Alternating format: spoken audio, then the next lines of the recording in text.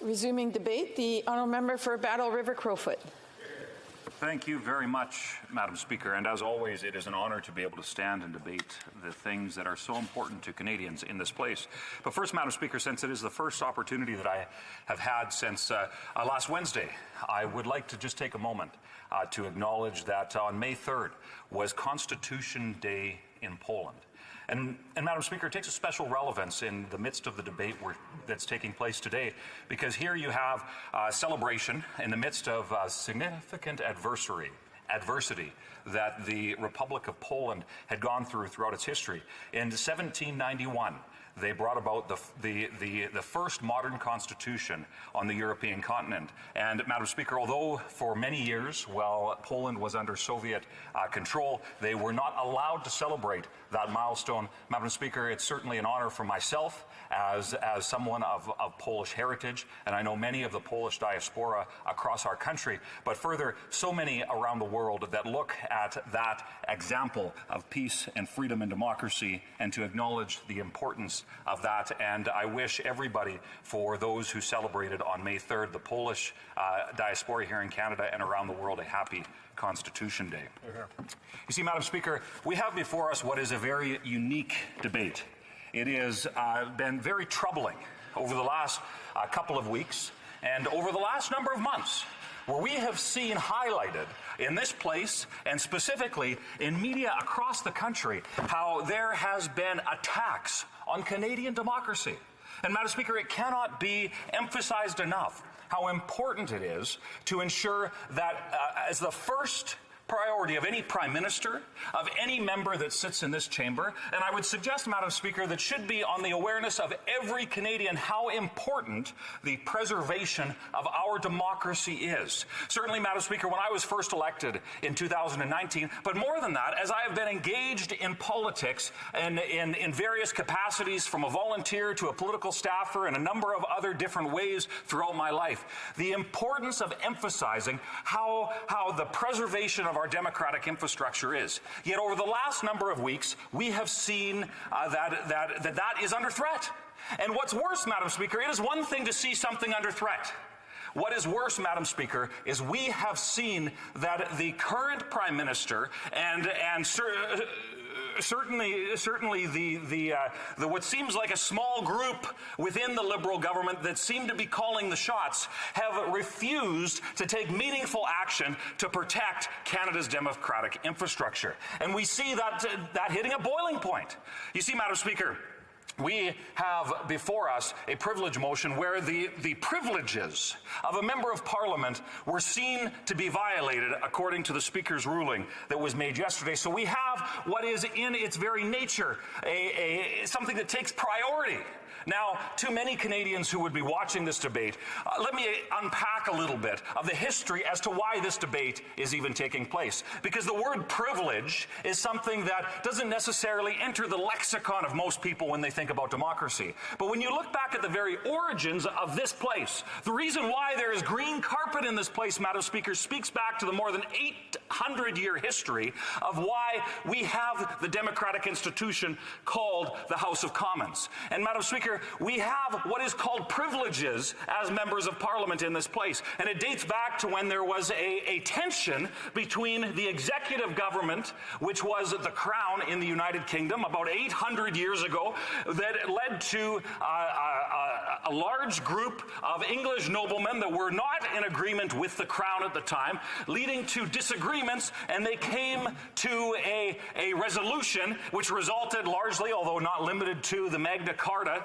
which created this ability for discourse to take place without fear of repercussions from the Crown. And, Madam Speaker, many of the symbols that exist in this place today are in direct reference to that strong democratic history that we have. And I cannot emphasize enough how important to be able to even just have the honor, the privilege of being able to stand here to represent the 110,000 or so people I do in East Central Alberta in the constituency of Battle River Crowfoot.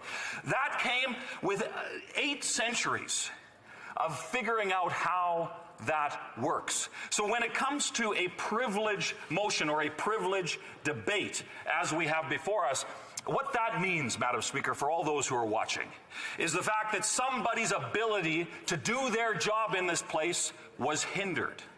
Now, my colleague from Wellington Halton Hills, who I've gotten to know over the last couple of years and had followed significantly throughout his career in politics, as I volunteered for the Conservative Party and monitored all things Canadian politics, both through his leadership runs and the efforts that he went through to protect and build Canadian democratic infrastructure. And, Madam Speaker, what we see here is that because of the actions of a hostile foreign regime, the communist dictatorship in Beijing, the People's Republic of China, we see that his ability to do his job in this place was put at risk. Now, Madam Speaker, that is egregious. And I don't think there's any disagreement in this place that that is egregious. And, Madam Speaker, it's good that we are able to have that debate and discussion about that here today. But, Madam Speaker, the context for which that has happened is astounding. Because it's, like I said to start, it is one thing for a threat to take place against our democratic infrastructure. It is very much another thing for it to have taken place and have gone unresponded to. You know, Madam Speaker, when it comes to over the last number of months, we have had significant debate in this place about the idea of foreign interference. Now, it's not new. It's certainly not new. This has been something that has been debated at large over different points in history over the last number of years, and certainly going back much further than that. But, Madam Speaker, we have seen that these Liberals didn't seem to take it seriously. And I would suggest today that that is the real crux of why what we are doing here today is so important and why their actions have been so disappointing. You know, when we see that, and again, coming back to that idea of privilege, see, a member of Parliament has the right to speak and be unhindered in their ability to do their job in this place, and that's very, very important. Absolutely essential. We cannot have a hostile foreign regime or anybody keeping us from being able to represent our constituents. So that's the idea of privilege. But, Madam Speaker, the lack of action on the part of the Prime Minister and that Liberal government is very concerning, and I'll get into some of the timelines and specifics as to why, when we look at the facts, that certainly is the conclusion that I and so many have come to. But, Madam Speaker, the member from Wellington Halton Hills very, very eloquently has stated throughout the course of debate over the last couple of weeks, for whether it was members from the Liberal Party that were accusing him of maybe being the victim, not being the victim, but the victim being the one that was perpetrating these falsehoods, to a whole host of the other periphery discussions that were taking place. Madam Speaker, what the member from Wellington Halton Hills has emphasized is that he, as a member of Parliament, has the opportunity to rise on a point of privilege, to be able to highlight in Canada's democratic institution, the House of Commons, the People's House of Commons. He has the opportunity to make his case heard. Yet, for how many Canadians do they not have that ability? How many Canadians are facing pressure from the communist dictatorship in Beijing or other hostile foreign regimes, yet they don't have the voice, the ability to make their stand in a place like this? And, Madam Speaker, I think that comes to where this is not simply about whether an MP was able to do and perform his duties. That's certainly part of it. But so significant is the fact that there are so many Canadians, whether that's those of Chinese diaspora or other groups that may face pressure from different governments around the world, or any Canadian that would face that kind of pressure, they don't necessarily have the same voice that we do in this place. So as we stand and debate our right to be able to protect Canadian democracy, we need to think not only about the 338 of us in this place, but we need to think so seriously about every single Canadian that would face similar struggles. And, Madam Speaker, so as we look at that, let's make sure that we look at the regular, common person. Every single person, whether they escaped a hostile foreign regime to come to Canada for a free and better life, or whether they are here, a multi-generation Canadian, we need to take this seriously, because it's not only about MPs. And I think that's often what the Liberals forget. They talk about what happens in Ottawa as if it is the pinnacle of all things that matter. Well, Madam Speaker, everything that happens in this place needs to be focused on the Canadian people because they are who matter. So, Madam Speaker, let me unpack the, the timeline that we have before us. Approximately 2 years ago, it was revealed that intelligence was sent up the chain, and we know for a fact that it reached the Prime Minister's National Security Advisor, that a member of this place was, that his family, there was a effort to influence his decisions by a hostile foreign regime, that being the communist dictatorship in Beijing. We know that. That's been corroborated. It's not simply the media reports that have highlighted that. That has now been corroborated through testimony and evidence. So, Madam Speaker, let's look back to 2 years ago. Let's look back to the context for which that pressure was placed on this member's family who still lives in Hong Kong. What was the debate that led to that? I think that's important. There was a number of motions, and it seemed to happen around the time of the second of two motions. One was a committee motion, one was an opposition day motion, where in this place, the Parliament was tasked with discussing and debating the idea that the communist dictatorship in Beijing was perpetrating a genocide against a minority group, specifically the Uyghurs, in China. Now, Madam Speaker, we look at the context for that, and now we can look at what the public record of those votes and debates are. And in both of those motions, we had Conservatives and I know the Bloc Québécois, and I believe even the NDP, and in fact many Liberals were a part of the group of MPs that voted to say that, yeah, what the dictatorship in Beijing is doing is bad news. It's genocide. From forced abortions to slave labor camps and some very, very serious things. And, Madam Speaker, I can't help but recall one specific instance that left me deeply troubled about the state of Canadian democracy and specifically how flippantly the Liberals treat it. Is that when faced with one of those votes, there was a member of the Liberal cabinet, that stood up while the vote was taking place and referenced that he abstains on behalf of the Canadian government. Now, Madam Chair, as somebody who knows parliamentary procedure, and I know the table follows closely all things that happen in this place in the 800 or so years of tradition, that was not how things work in this place. MPs vote. So it was not only unprecedented for a member of the Liberal cabinet to stand up and make that declaration, it left certainly a bad taste in my mouth, and for many observers who follow Canadian democracy closely, was incredibly concerning.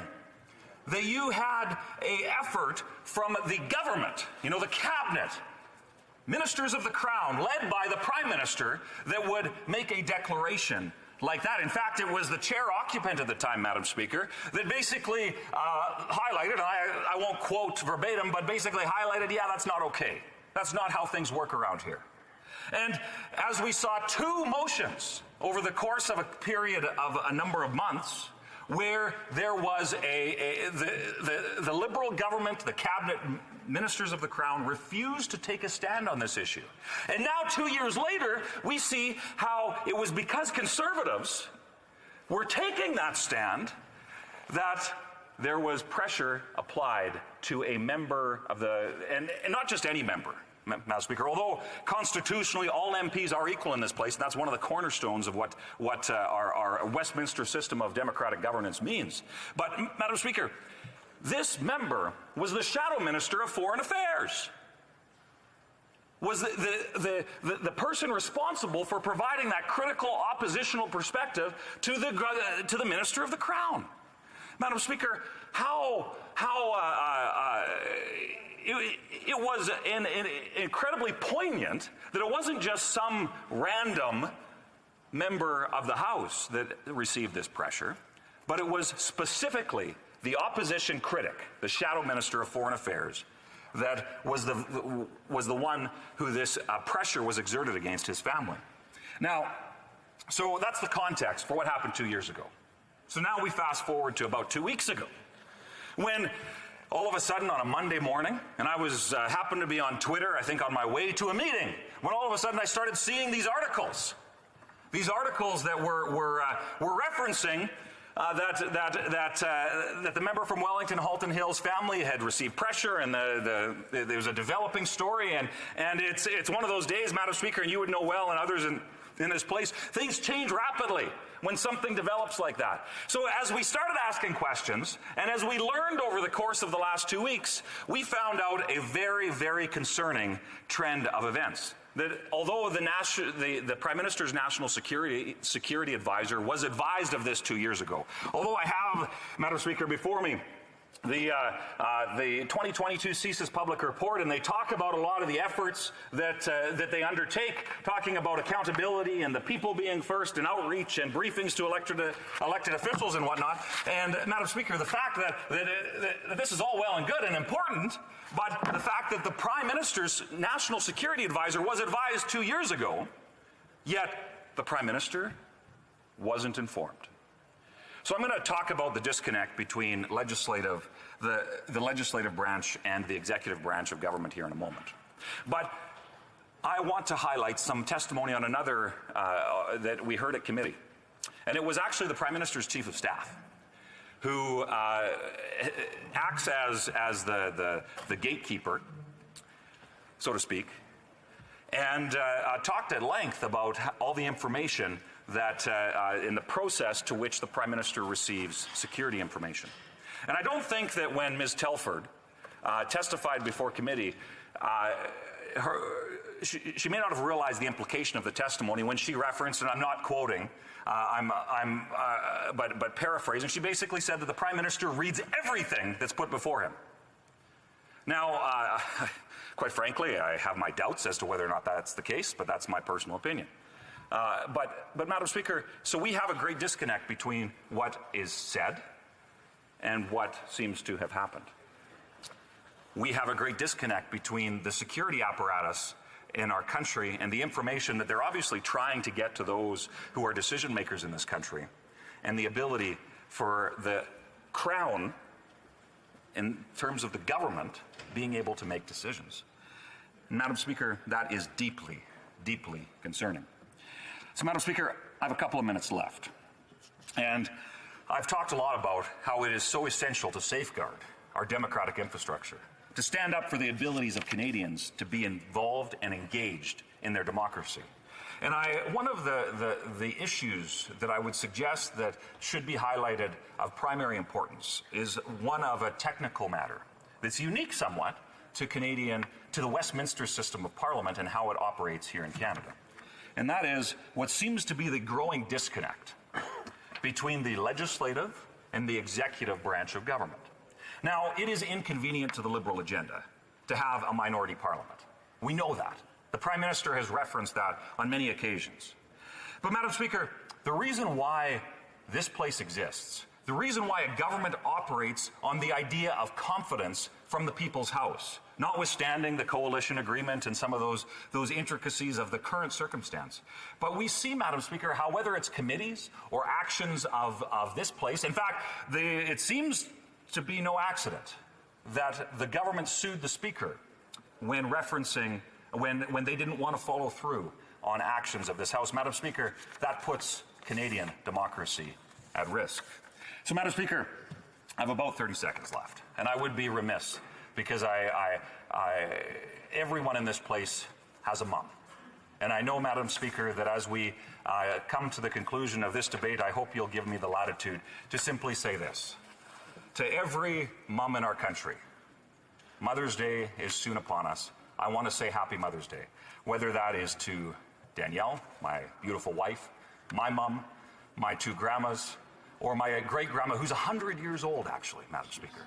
So on behalf of myself, and I know all of my constituents, as I conclude this speech, Madam Speaker, I would simply say to every mum in Canada and those who are especially close to me, Happy Mother's Day.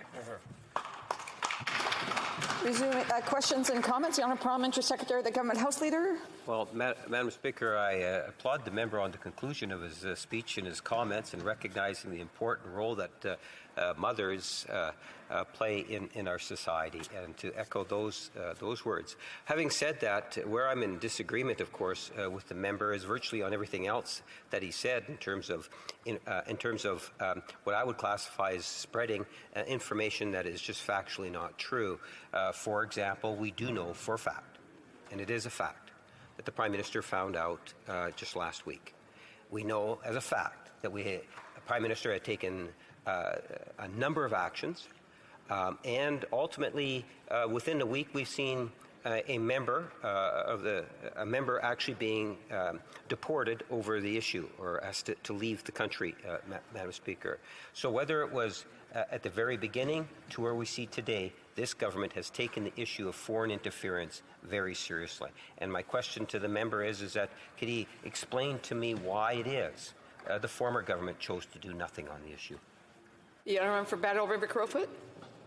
Thank you very much, Madam Speaker. You know, I find it interesting that as I talked a lot about process and history and as to why this debate is important, that member seems to disagree with he said virtually everything other than my wish of a happy Mother's Day to all mums in Canada. You know, Madam Speaker, and I think that highlights the concern that exists between the growing disconnect between executive government and the legislative branch here in Canada. You know, Madam Speaker, they say that they did lots, yet the Prime Minister's Chief of Staff said that he sees everything. Yet we see that now all of a sudden he didn't know about it. So, Madam Speaker, and this isn't just me as a Conservative, I'm hearing this from many constituents and many Canadians across the country. It's either ignorance or incompetence, and either way, it's incredibly concerning, and we have to do better as a country. Questions et commentaires. L'honorable député. Questions and comments. The Honourable Member for Abitibi-Témiscamingue. Thank you. Thanks, Madam Speaker. Now, of course, I am horrified by this matter. I'm very worried about our parliamentary privilege and also about the security concerns that have been raised, security concerns for us and our families. Can my colleague speak to the message that the Prime Minister is sending with his inaction? How should we interpret the fact that democracy is not being served? What message does the Prime Minister send to all candidates who might want to get into politics because now they know that it could have security implications for them and their families? Thank you very much, Madam Speaker. And I would say I thank the member from the Bloc for the question. And he's absolutely right. It's not serving our democracy well. But more than that, Madam Speaker, is the fact that it's not only members of Parliament who have had pressure for their voices to be silenced when they stand up for human rights, let alone many other things that we stand up for on a regular basis. But, Madam Speaker, as the member for Wellington-Halton Hills has referenced repeatedly, it is not only the privileges of members of Parliament that we need to be concerned about, but rather the implication that this has on all Canadians and the ability for every single Canadian, whether that's because they swore their oath to the Crown today or whether that's because they're multi-generational Canadians. Madam Speaker, democracy is put at risk when we allow hostile foreign states to take advantage of Canadians, and the fact that the Liberals did nothing is so incredibly concerning and puts our democracy at risk. Questions and comments. The Honourable Member for Lethbridge. Thank you. Madam Speaker, the individual who spoke talked a lot about the foreign interference that has taken place in our country beyond just my colleague that we are speaking of directly. He also raised the point that in committee it was stated by the Prime Minister's Chief of Staff that the Prime Minister, nothing is ever withheld from him and that he reads everything.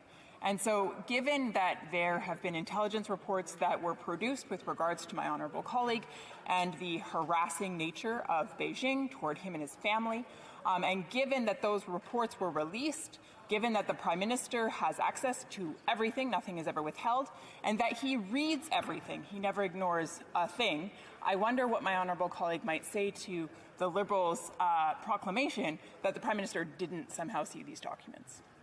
The Honourable Member for Battle River Crowfoot.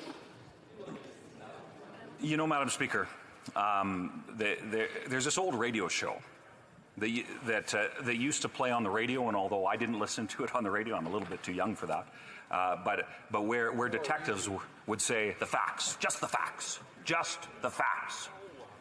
So Madam Speaker, what my friend from Lethbridge has referenced is where the facts are disputing the official narrative to which the Prime Minister and members of the Liberal Party are forwarding. The fact is that they obviously knew about it, or they lied at committee in regards to another madam. Either way, Madam Speaker, and now that's a question, so it's not an accusation. And if my reading of the standing orders is accurate, it's my understanding that the question can be raised. But Madam Speaker, either way, we need to get to the bottom of this, because the facts are disputing their narrative and something doesn't add up, and Canadians deserve answers. And I just want to remind the member he might want to stay away from the word lie. You can't say indirectly what you can't say directly. Questions and comments? Questions et commentaires? The Honourable Parliamentary Secretary of the Government House Leader.